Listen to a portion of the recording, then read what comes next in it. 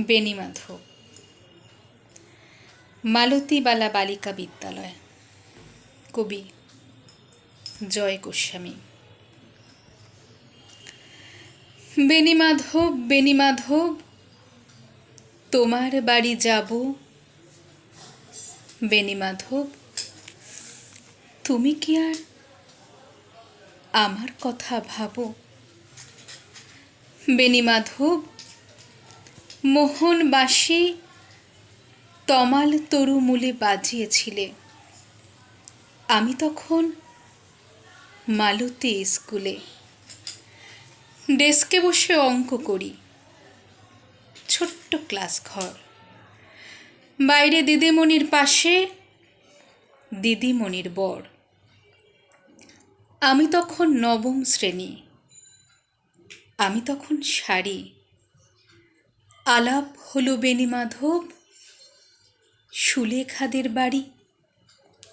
বেণীমাধব, বেণীমাধব, লেখাপড়ায় ভালো, শহর থেকে বেড়াতে এলে, আমার রং কালো। তোমায় দেখে এক দৌড়ে পালিয়ে গেছি ঘরে। বেণীমাধব, আমার বাবা দোকানে কাজ করে। কুঞ্জে অলিগুঞ্জে তবু ফুটেছে মঞ্জরি, সন্ধেবেলা পড়তে বসে অঙ্কে ভুল করি। আমি তখন নবম শ্রেণী, আমি তখন 16। ব্রিজের ধারে বেণীমাধব লুকিয়ে দেখা হলো। বেণীমাধব, বেণীমাধব, এত দিনের পরে সত্যি বলো, সেসব কথা এখনো মনে পড়ে? সেসব কথা বলেছ তুমি তোমার প্রেমিকাকে?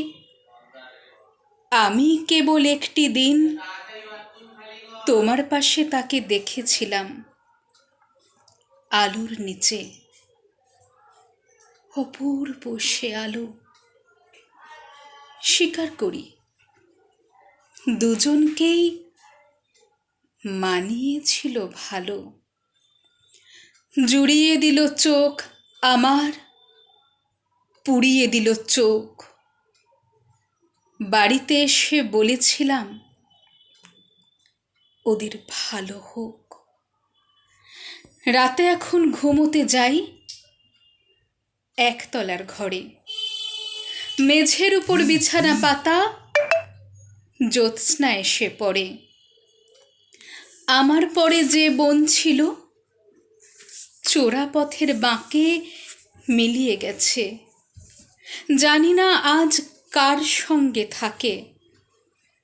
আজ জুটেছে, কাল কি হবে?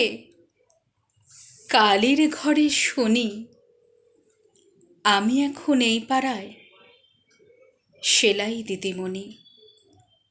তবু আগুন, বেণীমাধব, আগুন জ্বলে কই? কেমন হবে আমিও যদি নষ্ট মেয়ে হই?